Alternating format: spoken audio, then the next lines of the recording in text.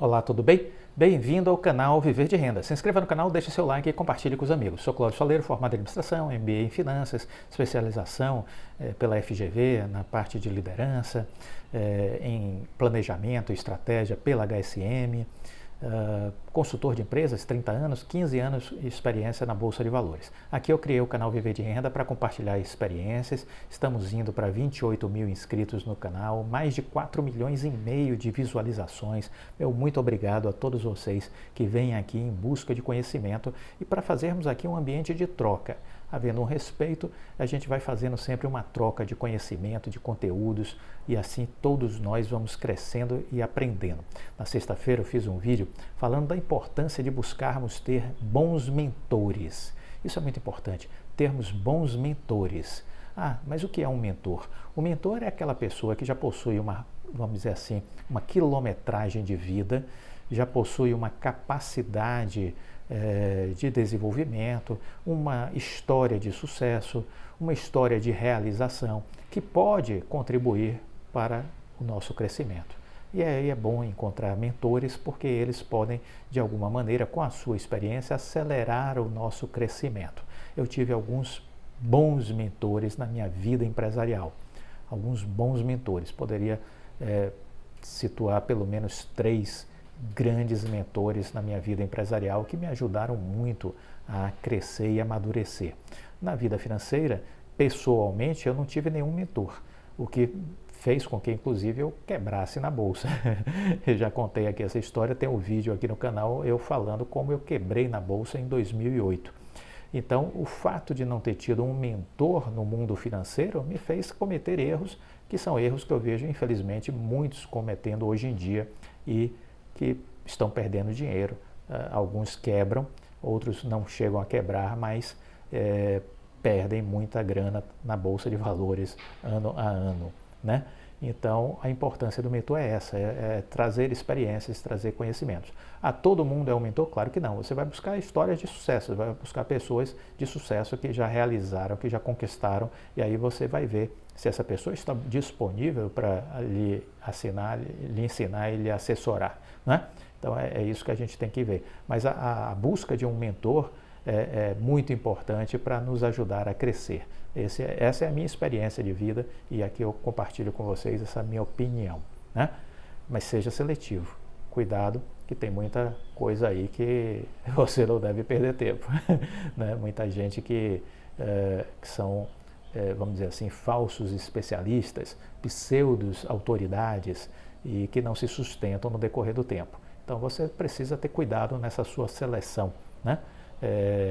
Ter muito cuidado e critério para saber escolher. Não pode achar que só porque a pessoa assina uma coluna de jornal, ou só porque ela tem um canal no YouTube, ou porque faz palestra, seja lá o que for, escrever um livro, que aquela pessoa está habilitada para fazer diferença na sua vida. Necessariamente não, porque existe hoje aí muita enrolação. Existe muita enrolação, né? Talvez a grande maioria seja. Então é preciso separar o joio do trigo e ser muito seletivo, certo? Quero começar esse segundo vídeo novamente com o Breda, com o Henrique Breda. Ele postou: dólar cai insistentemente devido ao fluxo estrangeiro para os países emergentes. Aí vamos fazer essa reflexão aqui, que ela é importante, porque muita gente pensa que o Brasil está de bola cheia e necessariamente isso não é verdade. Então, a compra agressiva, diz o Breda, dos estrangeiros não é exclusividade do Brasil. 4 das 5 principais moedas com melhor desempenho no mundo em 2022 são da América do Sul. 4 das 5 principais moedas com melhor desempenho no mundo em 2022 são da América do Sul, como a moeda do Chile e a do Peru, que são as líderes de valorização. Chile e Peru estão na nossa frente. Ambos os países têm economias ligadas a commodities e bancos centrais muito agressivos. As autoridades chilenas recentemente surpreenderam o mercado com uma alta de 150 pontos base, o que elevou os swaps de curto prazo e melhorou ainda mais o apelo da moeda para os traders. Moedas como o peso colombiano e no leste europeu a coroa tcheca e o florim húngaro dispararam à medida que seus bancos centrais aumentaram as taxas de juros. Os títulos da Etiópia aumentaram à medida que sua guerra civil diminuiu. E até a dívida da Argentina subiu nos últimos dias, depois que o seu governo deu um grande passo em direção a um acordo com o FMI. Um grupo de 30 países emergentes atraiu 17 bilhões de dólares em ingressos apenas nas primeiras semanas de janeiro de 2022, de acordo com uma análise do Financial Times, de dados diários do Instituto de Finanças Internacionais. Para o Brasil, foi cerca de 15% desse fluxo. Para o Brasil, foi cerca de 15% desse fluxo. Então, é isso que a gente precisa entender, que existe um movimento que está acontecendo no mundo, nos países emergentes, não é exclusividade do Brasil, e a gente está se beneficiando, né? O fluxo para o Brasil não tem nada a ver com política, entendam isso, o fluxo do Brasil não tem nada a ver com política, não tem nada a ver com Lula, não tem nada a ver com Bolsonaro, não tem nada a ver com Moro, com Dória, com ninguém, entendeu? O fluxo tem a ver com determinantes que são as mesmas em outros países também. Tentar forçar essa correlação de que a alta ou esse movimento crescente dos estrangeiros a nos procurar tem a ver com política é estimular a mediocridade do raciocínio. Depois de mais de uma década de performance ruim, dos países emergentes, principalmente os produtores de commodities, e aí está o Brasil, que viveu uma crise profunda por causa das estupidez, das burrices, da estupidez do desgoverno Dilma, entendeu? Os mercados estão começando a reverter um pouco as situações, né? Então a gente viu que no ano passado a gente chegou aí a 130 mil pontos, a nossa nova máxima histórica em real, não é em dólar, em real. Em dólar a gente está na metade do caminho do que já foi, né, no passado. E aí depois tivemos uma forte queda, essa forte queda chamou os estrangeiros que olharam e, opa, temos oportunidades aqui. Então, conclusões do Breda. Emergentes estão baratos, empresas produtoras de commodities estão atrativas, o capital está em busca de retorno, sem torcida, sem preferência por nada, sem ideologia.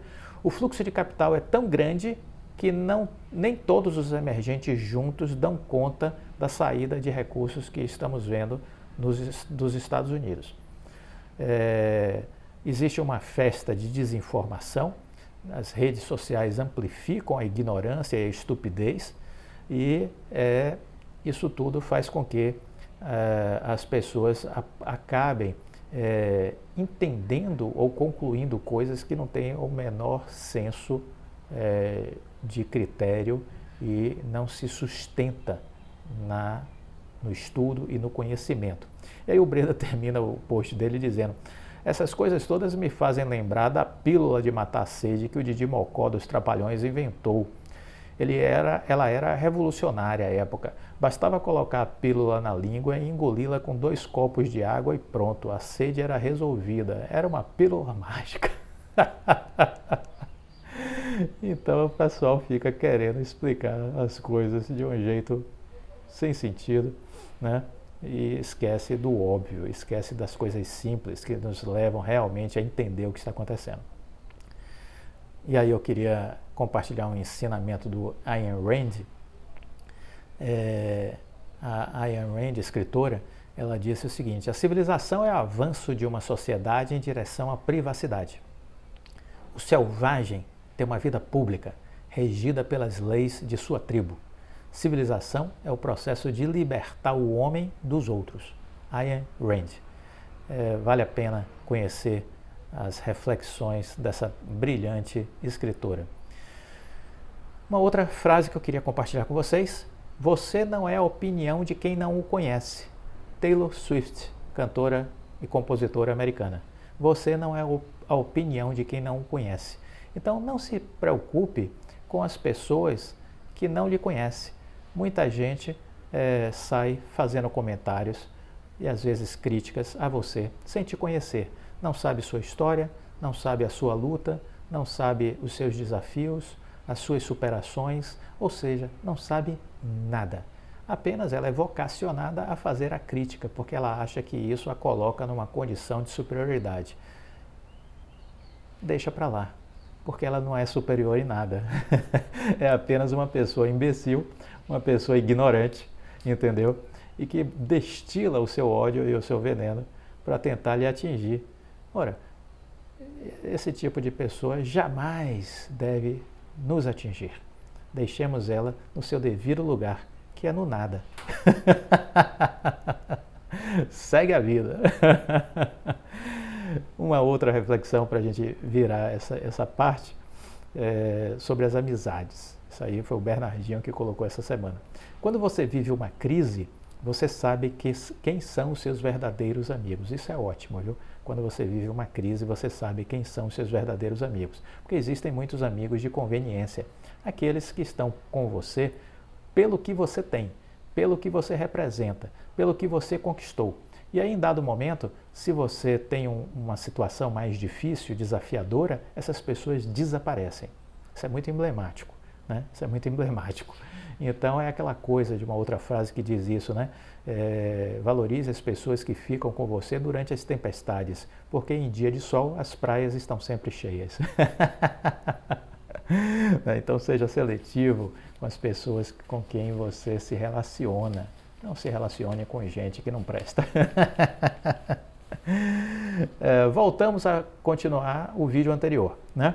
Nós falávamos que em vários países ter 3 operadoras de telecom não é mal nenhum. Então a decisão do CAD não foi nenhum favor da Oi, foi um ato sim de inteligência. Foi um voto de quem proferiu a favor da venda da Oi Móvel que demonstrou inteligência. Aqueles que votaram contra, com todo respeito aos seus votos, elas são pessoas velhas e ultrapassadas, com mentalidades bolorentas. Cabecinha do século XX, estamos no século XXI, em outro mundo, revolução tecnológica, robótica, inteligência artificial, metaverso, essas pessoas não acompanham. Então o CAD precisa se modernizar, esses conselheiros precisam sair e entrar novos conselheiros com a mente arejada aos novos tempos. É isso que eu penso, é isso que eu acho e é isso que o governo federal deveria trabalhar nesse sentido. E nós também cobrar a modernização do CAD, a oxigenação do CAD, ele precisa ser reestruturado. E aí, eu quero continuar uma matéria que eu estava lendo mais cedo do Estadão, comentando sobre essa tendência mundial.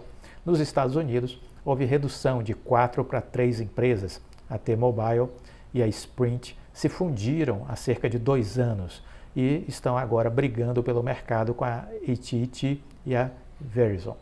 De acordo com os especialistas, essa concentração tem uma explicação clara. No setor de telecomunicações, as empresas precisam de escala. Isso o Rodrigo Abreu já falou, né? Então, quem tem dúvidas sobre isso, o Rodrigo Abreu, olha, o Rodrigo Abreu é muito preparado, viu? Um excelente líder, uma pessoa de conhecimento muito bom.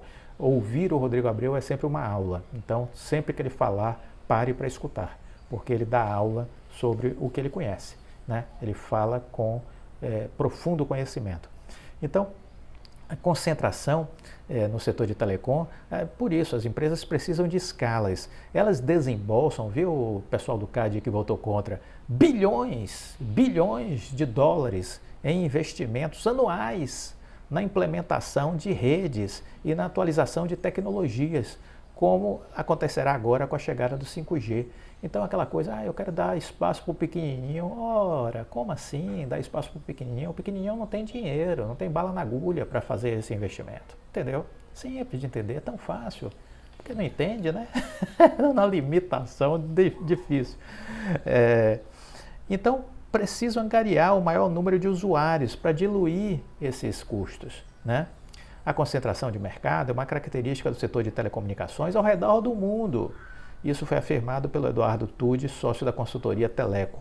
O setor exige muitos investimentos, principalmente nas aquisições de radiofrequências.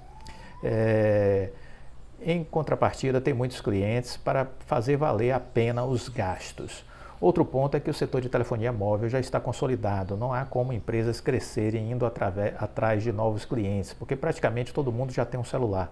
Na verdade, há até uma queda na base total de usuários, com desligamento de chips, por quem tinha mais de um número. Se telecomunicações fosse um mercado com crescimento elevado, haveria atração de novos investidores, mas temos visto o contrário, há uma queda nos números de usuários, né? Disse Ari Lopes, analista sênior da consultoria Ondia. As empresas precisam buscar outras ações para garantir retorno nos seus investimentos. Aí é que entram os ganhos de escala por meio de concentração de mercado. Por isso o cenário é cada vez maior em vários países. O mercado com 4 grandes teles é menos comum, ainda é visto tão somente no Reino Unido, na Índia, na França, na Rússia e no Chile, por exemplo. A concentração, no entanto, tende a gerar consequências negativas para o consumidor, diz a matéria. No Brasil, o fatiamento da Oi Móvel entre TIM, Vivo e Claro pode fazer com que os clientes acabem pagando mais pelos planos. Mentira! Isso é uma mentira deslavada, porque a concorrência entre eles já é agressiva e eu era claro, fui para a TIM porque eu fui pagar menos na TIM, no meu plano mensal. Eu saí da Claro para a TIM porque a TIM me ofereceu um plano melhor de telefonia e de dados, pagando menos. Aí depois a Claro foi em busca de mim novamente e me ofereceu mais desconto. Aí eu decidi sair da TIM para a Claro, aí a TIM me perguntou o que a Claro me ofereceu e disse, eu cubro a proposta, fique aqui conosco. Então abrir a boca para dizer uma besteira dessa, né, chega a ser ou ignorância ou ser tendencioso, né, querer fazer as pessoas acreditar que isso é verdade e não é, não é. Comenta aqui se você já viveu, ou eu sou um ET, comenta aqui se você já foi procurado por uma operadora e trocou de operadora porque a nova operadora lhe ofereceu condições melhores por um preço menor. Comenta aqui, por favor, porque às vezes eu fico achando que só está acontecendo comigo. Será que eu sou um sortudo? Será que eu sou um ET? Que isso não acontece com as outras pessoas? Comenta aqui, por favor. Um estudo do Instituto Brasileiro de Defesa do Consumidor vem argumentando exatamente isso, que a concentração vai ser nociva. Mentira, é algo que não se sustenta, algo realmente que não tem o menor ajuste diante da realidade. Menor ajuste diante da realidade. Bom, então a gente conclui essa ideia exatamente com isso. A base de clientes que vai ser partilhada pela Oi são 41 milhões de clientes da Oi Móvel, que vão ser divididos entre Vivo, Claro e TIM, conforme o número do DDD.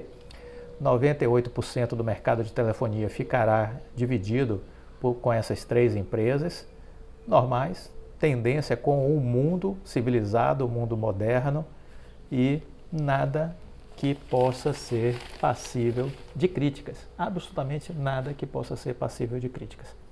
É assim e é normal, é assim e é normal, certo? Bom, o que eu queria aproveitar também para falar aqui com vocês. Nós falamos sobre, nos 2 vídeos de hoje, no anterior e nesse, né, sobre a alta da Bolsa. Eu queria aqui encerrar dando uma opinião sobre isso. Nós fizemos 2 lives essa semana e lançamos essa semana uma assinatura anual. O que é isso? É uma seleção de ativos, um estudo que a gente faz, que eu estou compartilhando com vocês. Muita gente me pedia isso, eu disse, olha, eu não vou dar gratuitamente, eu vou cobrar um valor. E resolvi definir um valor simbólico, R$ 180 por ano, ok? R$ 180 por ano. Você tem acesso a essa assinatura anual via a plataforma Eduz. Eu vou deixar aqui na descrição do vídeo e também fixado no topo das mensagens o link. Você pode fazer o acesso e aí você vai fazer a contratação dessa assinatura anual. Então é um estudo que eu faço e eu elejo 7 empresas para estar, ou que eu invisto, ou que está no meu radar para investir. Quando eu digo que está no meu radar é porque eu estou estudando a empresa e esperando o momento oportuno de entrada. Esperando o momento oportuno de entrada. Porque como disse o Breda, você deve buscar boas empresas, mas de nada adianta você comprar uma boa empresa que esteja muito cara. Então, o sentido a lógica do investimento é você comprar uma boa empresa descontada, ok? Então, essa é a ideia. Então, por exemplo, nós falamos aqui de que a Bolsa Americana está fazendo uma correção. Faz sentido entrar neste momento que estava nas máximas a Bolsa Americana e comprar empresas americanas? Não, não faz sentido. Ah, mas vale a pena ter no radar alguma empresa americana? Claro que vale. E aí você olha, estuda a empresa e percebe o seu potencial de crescimento no futuro e aí espera o momento certo. Perceberam? Espera o momento certo para aí você entrar. Isso vale para as empresas estrangeiras, isso vale para as empresas brasileiras também. Às vezes a empresa pode estar muito alto, o seu preço da ação, você precisa olhar e ver. Essa empresa a trajetória da bolsa vai fazer uma correção, eu vou esperar essa correção para comprar. É isso. Há uma dinâmica que a gente precisa entender. Há uma dinâmica que a gente precisa entender. Investir em ações, o Warren Buffett já nos ensina, não é uma coisa simples, não é uma coisa fácil. É preciso preparo, é preciso estudo, é preciso conhecimento, é preciso experiência, certo? Então é isso que a gente precisa entender. E aí essa seleção de ações, eu acho que ela ajuda, porque a gente elege aí 7 empresas que a gente está acompanhando e fundamenta algumas estratégias, algumas orientações, e a pessoa então passa a estudar essas empresas e avalia o momento adequado de fazer uma entrada nessas ações. É isso que é o propósito desse estudo que a gente está oferecendo nessa seleção de ações via plataforma da Eduz, R$ 180. Que se você fizer uma conta simples, daria algo em torno de R$ 15 por mês. É muito simbólico, né? E eu tenho certeza que vai ser de utilidade, né? Eu tenho certeza que vai ser de utilidade para quem estiver adquirindo. Vai servir para melhorar a sua visão da Bolsa e sua estratégia de investimento, né? Mas o que é que a gente poderia concluir sobre a Bolsa nesse segundo vídeo que eu queria aqui finalizar com vocês, de que a alta de ativos que está acontecendo, a alta nos ativos brasileiros, das ações brasileiras, não surpreendem de forma alguma a nós. Desde o início do ano a gente está falando que esse movimento de alta iria acontecer, né? E por que dizíamos isso? Olha, olhando o gráfico, a gente fez um fundo duplo na região ali dos 100 mil pontos. Isso é uma fotografia que nos remete ao movimento de recuperação. É suficiente para uma decisão? Não. Aí a gente olha a outra ponta, fluxo estrangeiro contínuo entrando na Bolsa. Poxa, isso é importante. E aí a gente olha mínimas históricas do ponto de vista de múltiplos nas ações brasileiras. As ações brasileiras, as empresas brasileiras performando bem. Vamos ter um quarto trimestre que os balanços estão sendo divulgados, a gente já dizia, vão ser bons os balanços. Tudo isso nos remete a uma visão de alta. E aí pronto, traçamos alguns desafios. Olha, temos um limite nos 105 mil pontos, ultrapassado, 110 é o próximo alvo, ultrapassado, vamos aos 115, ultrapassado, vamos aos 120 e vamos até onde afinal? Bom, o nosso próximo alvo são os 120 mil pontos, é isso que eu queria compartilhar com vocês. O nosso próximo alvo são os 120 mil pontos. É possível que cheguemos ainda em fevereiro nesses 120 mil pontos? Sim, é possível. Então vamos seguir acompanhando, né? A gente tende a buscar, talvez ainda em fevereiro, esses 120 mil pontos, se não nas primeiras semanas de março. Vamos aguardar e vamos acompanhando. Renda variável não é algo que você possa bater o martelo e dizer vai acontecer. A gente sugere probabilidades, estuda os cenários e analisa probabilidades e constrói uma estratégia em cima disso. Isso requer conhecimento, estudo, disciplina, foco e experiência também, certo? Então, esse movimento é tranquilo de ter sido percebido, deveria ter sido percebido pelos investidores institucionais brasileiros e pelos CPFs, mas um certo desconhecimento dos CPFs muito grande. E da parte dos institucionais, o que é que a gente viu? A gente viu um olhar enviesado, muito pautado numa percepção de que o país ia ter um resultado muito ruim no final do ano, que teríamos um ano desafiador por conta das eleições e, por conseguinte, a gente ia viver uma realidade difícil para a Bolsa Brasileira e para os investimentos em ações. Só que o que é que a gente está vendo? A gente está vendo o contrário, a gente está vendo o estrangeiro entrando. Só para finalizar, perceba este movimento como ele é marcante. Eu vou fazer um recorte aqui nesse vídeo da data do dia 16, até 16 de fevereiro. Veja o que foi que aconteceu. Os investidores estrangeiros, em fevereiro, já colocaram na Bolsa 19,8 bilhões de reais até o dia 16 de fevereiro. No mês de fevereiro, em 16 dias, 19,8 bilhões. Se você pegar o acumulado de 2022, ou seja, o mês de janeiro mais esses 16 dias de fevereiro, o volume de capital já chega a 52,3 bilhões de reais. De janeiro a 16 de fevereiro, 52,3 bilhões de reais de estrangeiros entraram na Bolsa. Por isso que o dólar caiu, entendeu? E por isso a Bolsa subiu. Porque 56% do volume de capital que circula na Bolsa é de dinheiro estrangeiro. E eles criam essas ondas, eles criam esses movimentos. Não adianta lutar contra isso. Os institucionais e CPFs que saíram da Bolsa, apostaram na queda, foram atropelados por um trem-bala que passou e atropelou todo mundo. Os investidores institucionais, o que fizeram? No acumulado do ano, venderam 43,4 bilhões, enquanto os estrangeiros compraram 52,3 bilhões, os institucionais brasileiros venderam 43,4 bilhões. Olha que loucura. E os CPFs foram na batida. O CPF vendeu 10,8 bilhões na Bolsa.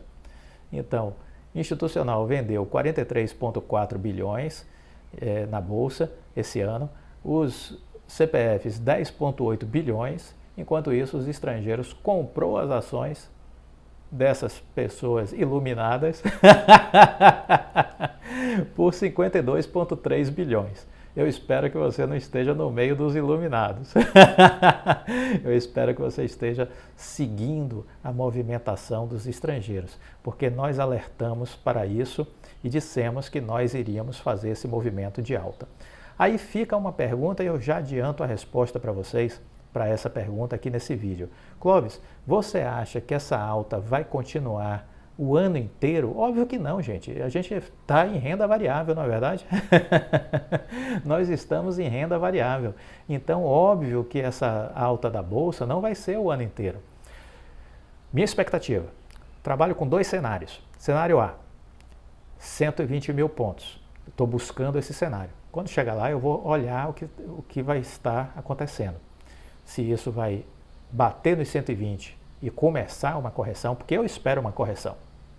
Eu espero uma correção, que fique claro para todos vocês. Eu espero uma correção na Bolsa, mais para frente, certo? Então, quando bater nos 120, ela vai corrigir?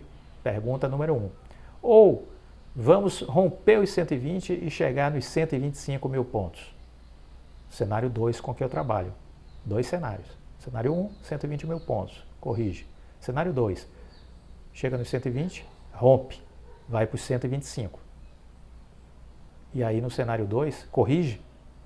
Essa é a minha pergunta. Tem dois cenários, 120 e 125 mil pontos. E aí depois uma correção. Ok?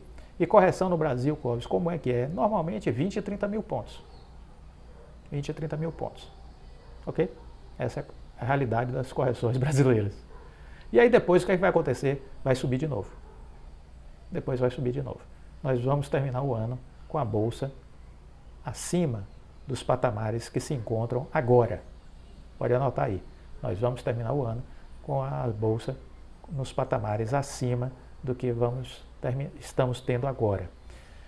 Salvo se houver um cisne negro, aquela coisa que a gente não espera, né? Um recrudescimento da pandemia, uma guerra de grandes proporções, né? Uma crise de petróleo, enfim, salvo se surgir coisas que não estão no nosso radar neste momento. Mas se tudo se mantiver do jeito que estamos indo, vamos ter uma correção, lá nos 120 ou 125 mil pontos, poderemos ter uma correção. Correção no Brasil é 20, 30 mil pontos, vai depender da volatilidade que acontecer. E no final do ano veremos de novo a Bolsa subindo e chegar a níveis acima do que estamos agora. É isso. Toma nota. Gostou do vídeo? Deixa o like, compartilhe com os amigos, aproveite o sábado, uma boa pizza, um bom vinho, a companhia da família, dos amigos, celebre a vida, né? E estude porque o conhecimento transforma, o conhecimento liberta e a ignorância aprisiona e nos condena. Deixa o like, fica com Deus e até a próxima.